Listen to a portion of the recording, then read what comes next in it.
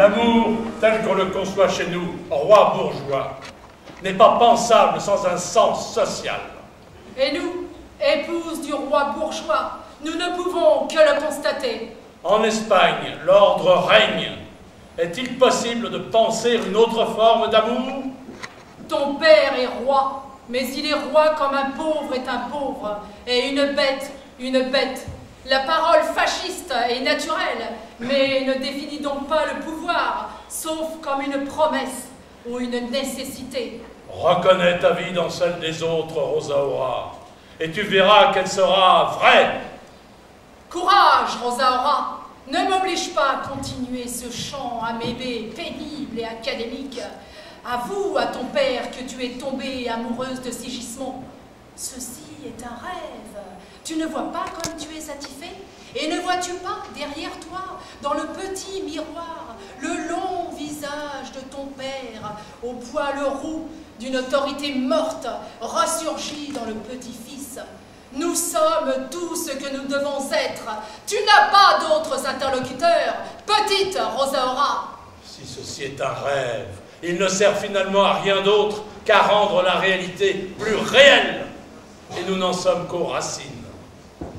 Ces vêtements n'éludent pas, mais expliquent mieux en magnifiant l'authenticité nos vêtements bourgeois de ces années-ci. C'est dans ce climat que nous te demandons ton aveu.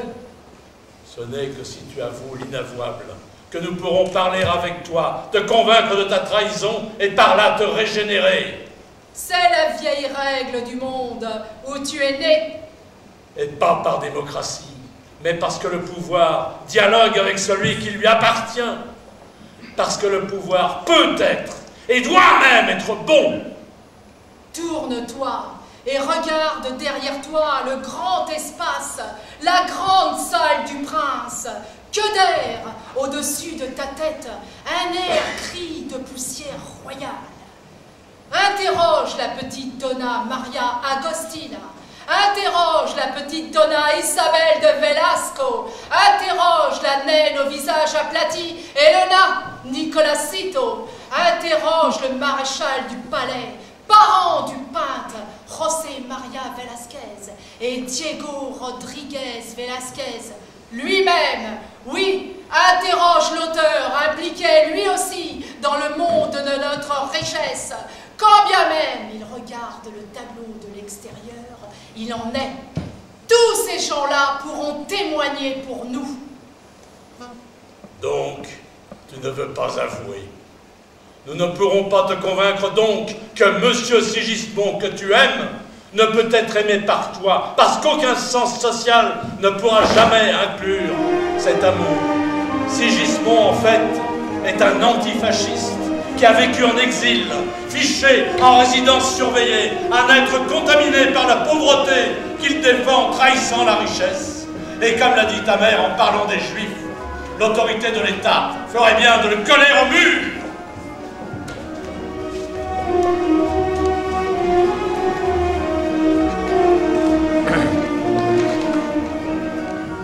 Rosaura, comment es-tu arrivée jusqu'ici? J'ai appris quelque chose dont Sigismond.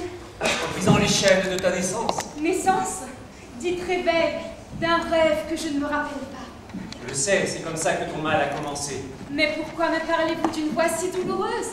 Et avez-vous perdu toute votre légèreté?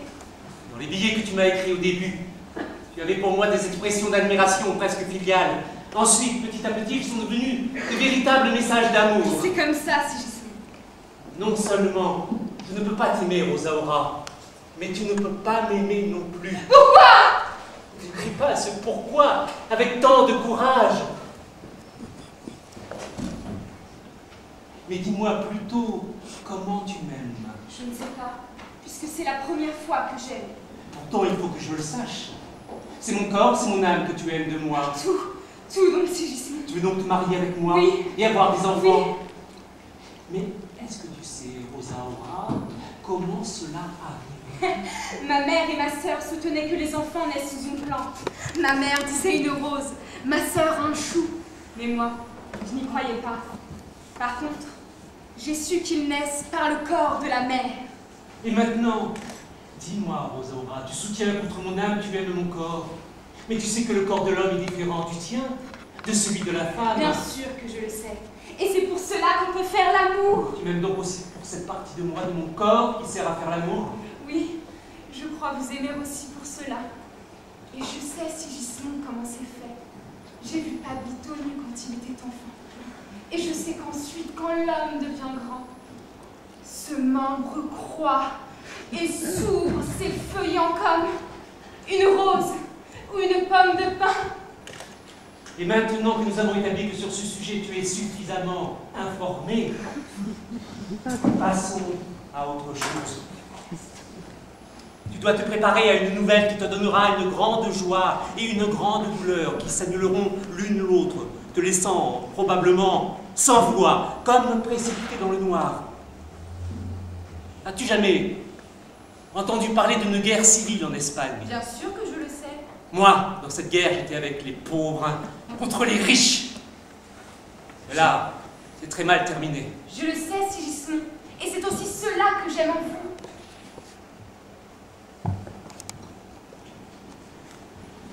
À l'époque, j'étais un peu plus qu'un enfant, quand ta mère avait mon âge. Nous allions à la même école et nous étions fiancés. Mais notre amour était vrai. Et tout s'est terminé avec notre défaite. Je n'ai plus revu ta mère enfant. Les années ont passé, une autre guerre a éclaté et s'est terminée. Une fois encore, j'ai survécu. Ému par une terrible nostalgie, je suis revenu, clandestin en Espagne. Qui ai-je cherché tout de suite dans la vieille Madrid? Qui, avec ma légèreté concentrée dans le cœur? Qui, sinon ta mère? Et qui ai-je rencontré ensuite, à la place de ta mère? Une femme inconnue, pour qui 15 ans de plus était un siècle d'ordre et d'ennui. Doña Lupe, une vraie espagnole, sans principe et sans but. Victoire aux courtes jambes. Voilà pourquoi tu as pu l'entendre affirmer Himmler a bien fait d'exterminer 6 millions de juifs. Avec toute sa pureté d'enfant, comme moi, elle a haï Franco quand il a débarqué en Andalousie. Maintenant, elle l'aime. Comment pouvait-il être cet amour, sinon furieux? La retrouvant ainsi, je l'ai violée. Oui, cette chose que tu imagines en forme de sublime pomme de pin, avec laquelle l'époux enfante la femme d'enfant béni. Je l'ai imposée à ta mère par haine et par vengeance ou au nom d'un amour que je ne voulais plus se nommer ainsi. Et cela n'a pas empêché qu'une créature ne naisse. Tu es cette créature, et moi je suis le père. Tu vois, il n'y a plus rien à dire. Je devais te raconter tout cela. Je le devais. Fais-en ce que tu veux. Tu es libre de ne plus m'aimer, c'est ce que tu devrais faire, je pense. Ou bien même de m'aimer encore. Je voudrais vous aimer encore. As-tu jamais entendu parler d'un livre de Calderon, La vie est un songe? J'en ai seulement entendu parler. Il y avait un roi, un prophète, qui avait vu dans le futur que son fils, Sigismond, comme moi, le hasard, tu vois, le tuerait. Il le fit enfermer dans une tour, le tenant éloigné de la vie comme un monstre. Mais un jour, le roi se repentit et voulut faire une expérience pour vérifier ses prophéties. Il fit réveiller son fils dans un lit extraordinaire, après l'avoir fait endormir avec de légendaires narcotiques. Pour Sigismond, cela était un rêve, évidemment. Cependant, dans le rêve, il vit une femme dont il tomba amoureux.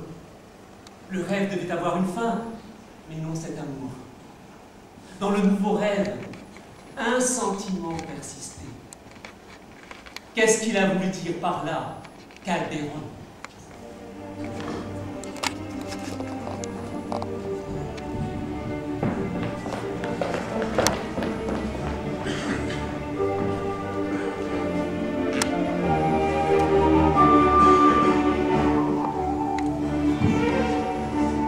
Mon Dieu, où suis-je? Tu es sur ton lit. Ça, c'est mon lit? Ton lit, tu ne le reconnais pas? Non, je ne l'avais jamais vu avant maintenant. Ne fais pas ta folle, Sarah. Tu es qui? Hé, Rosaura, je suis Carmen, ta sœur, Carmen. Ma sœur? Mais qu'est-ce qui te prend? Au secours, par pitié, au secours! Qu'est-ce qui me prend? Enlevez-moi d'ici, enlevez-moi! Qu'est-ce que tu es en train de dire, Rosaura? Merde! Où veux-tu t'en aller? Pourquoi veux-tu t'en aller? Au secours, je ne t'ai jamais vu! Qui es-tu? Va-t'en d'ici, va-t'en! Je ne t'ai jamais vu! Tu me fais peur, tes un fantôme, je n'ai jamais vu ces yeux, cette bouche, ces cheveux, ce visage qui me colle dessus! Va-t'en! Ne m'embrasse pas, ne me touche pas! Au secours, au secours! Oh, ma belle! Qu'est-ce que tu as donc rêvé cette nuit? Cette nuit, mon Dieu! Mais hier, je n'étais pas ici, moi! Je n'y ai jamais été! Je ne reconnais rien de ce qui est ici! Tu étais ici, espèce de folle, avec moi, avec notre père et notre mère. Notre mère, je ne les ai jamais vus! Ce sont toujours les mêmes, ma Rosaura. Le vieux Tchirlo, toujours bourré. Et la vieille Agostina! Je n'ai jamais entendu ces noms-là! Par pitié, faites-moi partir d'ici! Faites-moi retourner là d'où je suis venue! Bon, il est 9h du matin. Il est temps que tu te réveilles. Et que tu reprennes contact avec la réalité.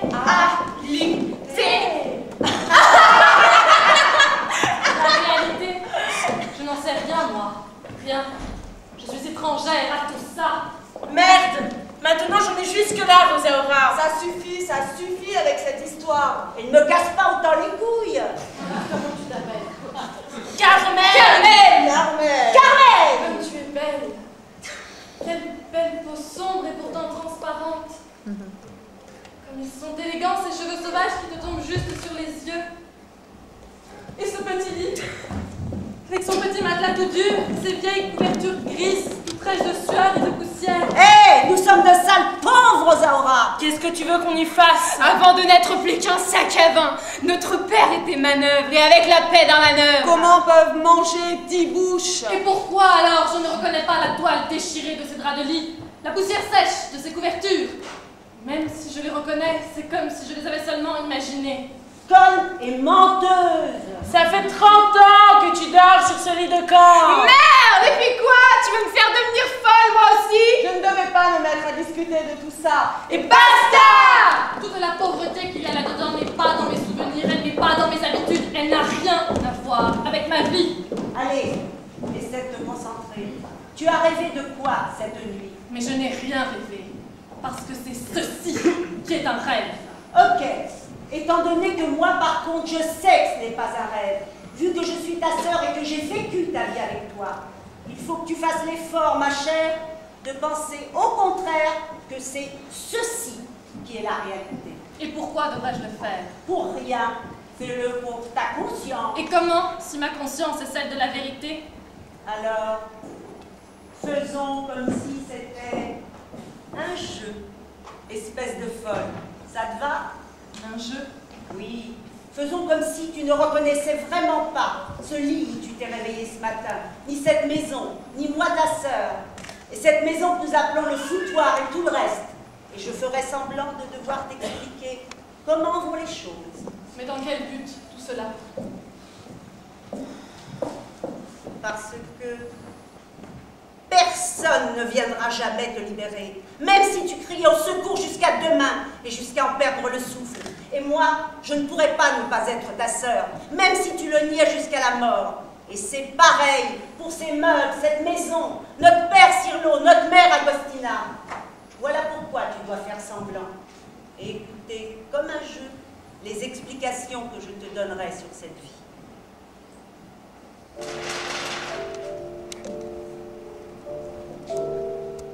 Sous la table, il y a une cuvette, une vieille cuvette, toute cabossée, avec des traces de crasse au fond, parce qu'on ne la lave jamais quand on s'en est servi. C'est notre mère qui a dû l'acheter quand nous étions encore enfants. Il me semble que je m'en souviens. La première chose que tu fais toujours, chaque matin, en attendant le client, c'est de te laver entre les jambes, dans cette cuvette blanche toute cabossée. Qu'est-ce que tu attends? Lave-toi. Laissez-moi! Laissez-moi!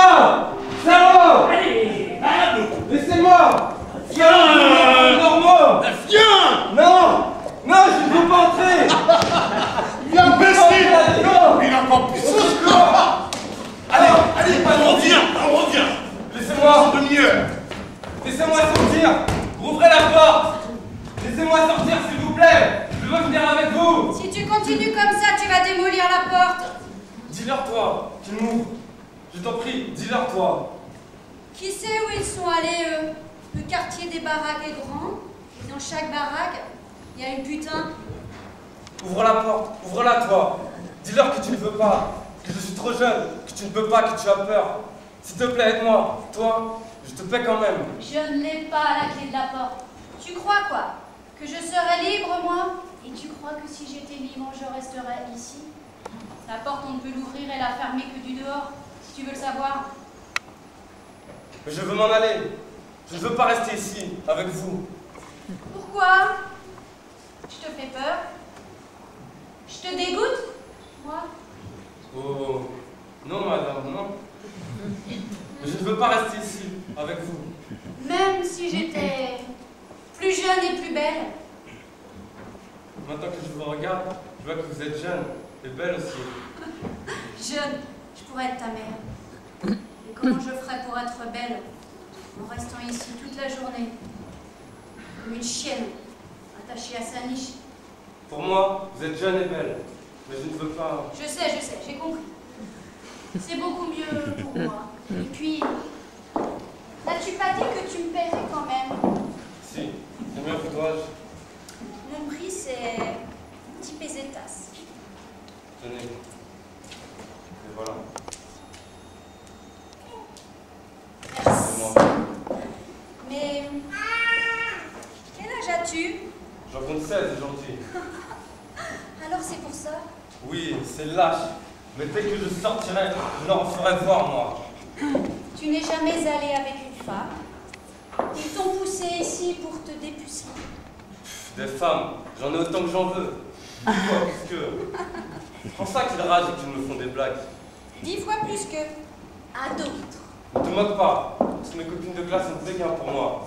Et les autres sont jaloux. Écoutez-moi un peu. Monsieur Don Juan, pourquoi toutes vos copines de classe devraient-elles être amoureuses de toi? Parce que oui. Voyons. Les petits yeux marrons, pas trop mal, piquants, moitié terreur, moitié douceur. À peine un duvet sur les lèvres. Tu ne ressembles pas à un monsieur. Maintenant que je te regarde mieux, tu as le visage des pauvres, comme les jeunes gens que nous avons ici, à Cannes-Mulette. Et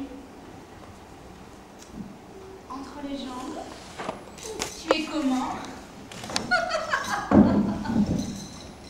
Je pose de ces questions. Et quelle question veux-tu que te pose une putain? Mais tu n'es pas une putain. Qu'est-ce qui vient de t'échapper là? Tu ne m'aurais pas fait un compliment par hasard? Non, moi des compliments, je n'en fais pas. Mais au moins, tu sais comment est faite une femme? Tu es bête et vulgaire, comme toutes les putains. Forcément, pourquoi devrais-je être différente?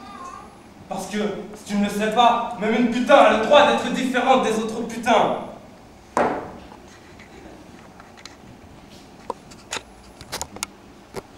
Comment tu t'appelles? Moi, Pablo. Pablito. Et toi? Moi? Rosaura. Rosaura la folle.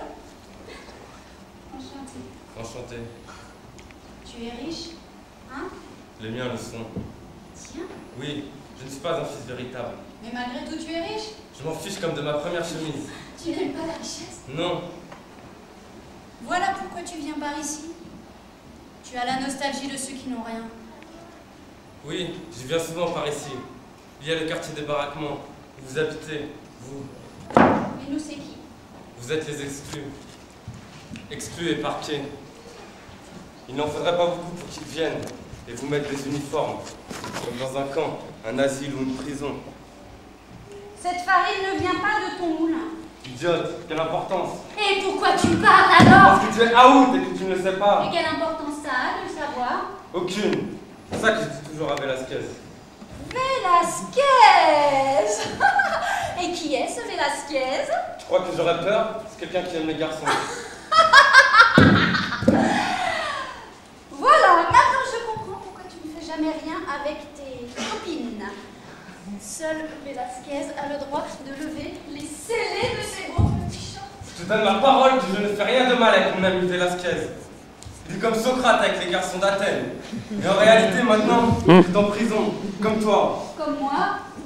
Ce que j'ai à voir là-dedans? Le quartier des baraquements de Calmulette et la prison de Granatoula. N'est-ce pas la même chose? Toi et lui, vous êtes des numéros. Parce que votre réalité est une menace pour la sécurité des Espagnols. Velasquez est en prison parce qu'il a un corps. Un corps? Oui, un corps. Comme toi, tu es ici parce que tu as un corps. Sans corps, il n'y aurait ni honte, ni souffrance, ni mort. Il n'y aurait donc pas d'expiation. Pourquoi me regardes-tu comme ça? Parce que je suis en train de tomber amoureuse de toi. Idiot. C'est vrai, ça Mon Dieu, tu dois déjà partir. Je dirais que tu l'as fait, que tu es un brave soldat, que tu l'as belle et grande. Non, ne leur dis surtout rien. Mon amour, ça me fait mal au cœur de te quitter. Je reviendrai de temps en temps, je te l'ai dit. Pablito, donne-moi ta parole. Parce que tu vois, je suis là, seule, désespérée. Je ne sais ni où tu es, ni où tu vas. Je ne peux rien faire. Je dois m'en aller. Adieu. Adieu.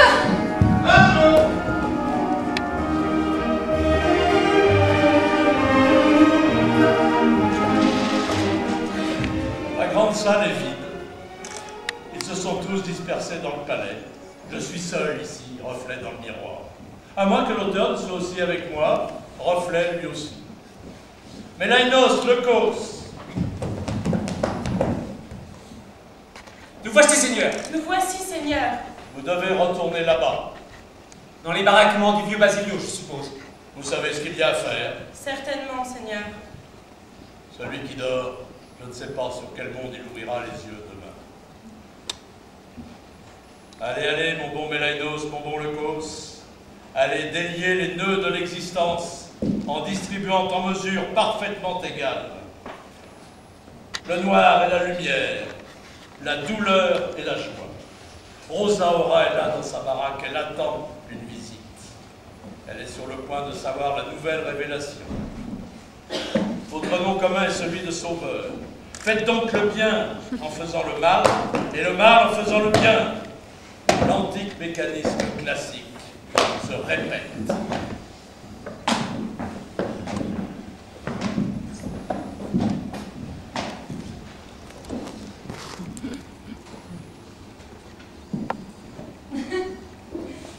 Bonjour, monsieur le curé.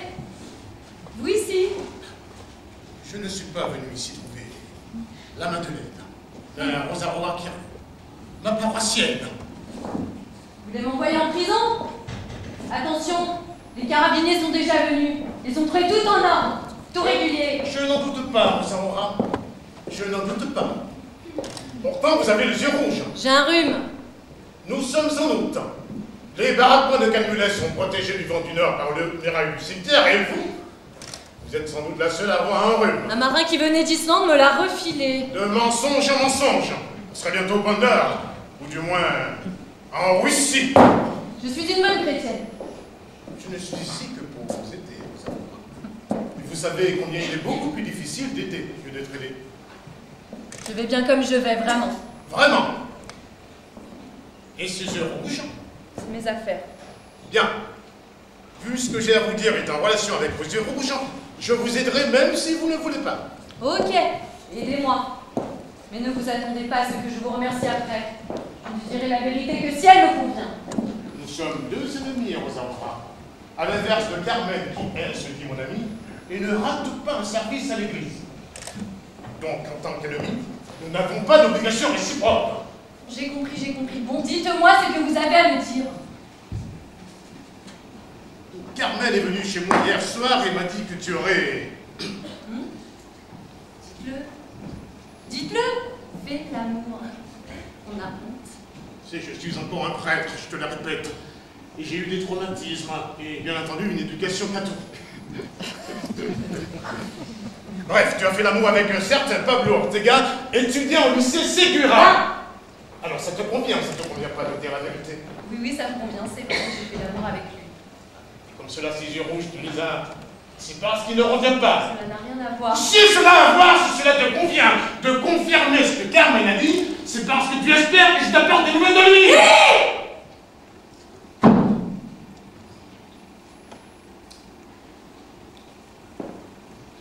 Je pleure toute la journée parce qu'il ne revient pas.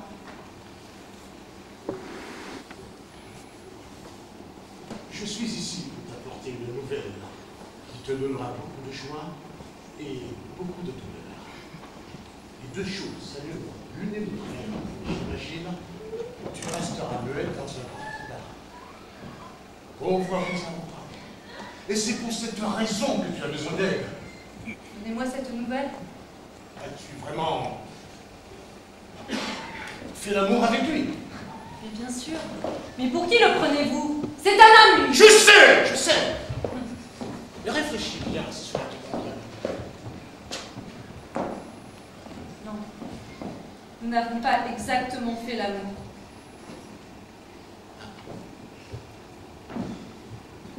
Et alors, s'il devait revenir et que cette fois il te demandait de faire l'amour, tu le ferais? Mais bien sûr que je le ferai. Et je ne lui demanderai même pas un sou. Et je le ferai gratis toutes les fois qu'il le voudrait. Et même je le paierai moi s'il en avait besoin. Si les fils de riches n'ont même pas pesé dans son poche, ils ont la morale, les riches. Elle est différente, lui. Oui, il est différent. Mais s'il devait revenir, mais il ne reviendra pas. Par contre, tu ne devrais pas. Mais pourquoi? Mon histoire terrible comme de femme commence il y a 6 ans. Tu te souviens? Non, je ne me rappelle pas. Tu étais encore une enfant, Maurice. Maintenant, tu as connu le psychisme. Et a fini ensuite à Granitude, directement après la maison. Maintenant, il est là, le corps couvert de balafres qui le cicatrice. Mais il n'avait encore tué personne. Il n'avait pas encore essayé de se tuer quand il t'a fait faire l'enfant.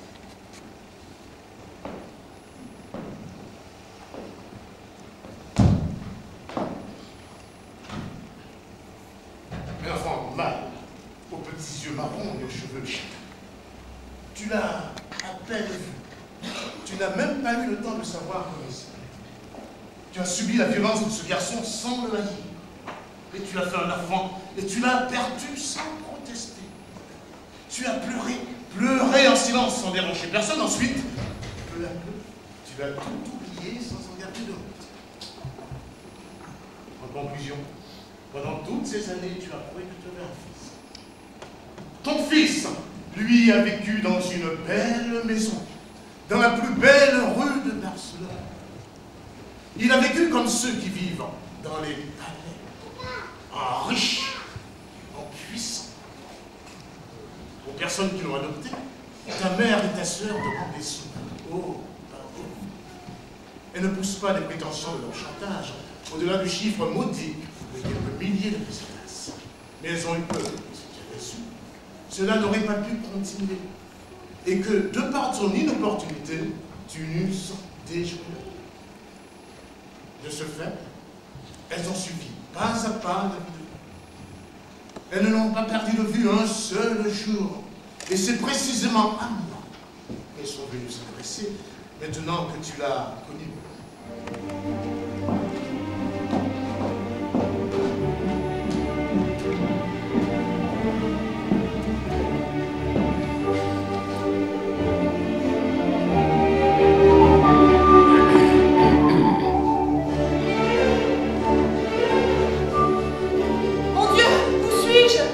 Tu es sur ton lit, où veux-tu être? Ça, c'est mon lit? Ton lit, tu ne le reconnais pas? Non, je ne l'avais jamais vu avant maintenant. Ne plaisante pas comme ça, Rosaura, c'est tôt le matin. Et toi, qui es-tu? Mais, Rosaura, je suis Agostina, ta sœur, Agostina. Ma sœur! Mais qu'est-ce qui t'arrive? Au secours, par pitié, au secours! Qu'est-ce qui m'arrive? Emmenez-moi d'ici, emmenez-moi! Mais qu'est-ce que c'est que ces discours, Rosaura? Où veux-tu aller? Pourquoi veux-tu t'en aller? Au secours, je ne t'ai jamais vu. Qui es-tu? Va-t'en d'ici, va-t'en, je ne t'ai jamais vu. Tu me fais peur, tu es un fantôme. Je n'ai jamais vu ses yeux, cette bouche, ses cheveux, ce visage qui me colle dessus. Va-t'en! Ne m'embrasse pas, ne me touche pas. Au secours! Rosaura.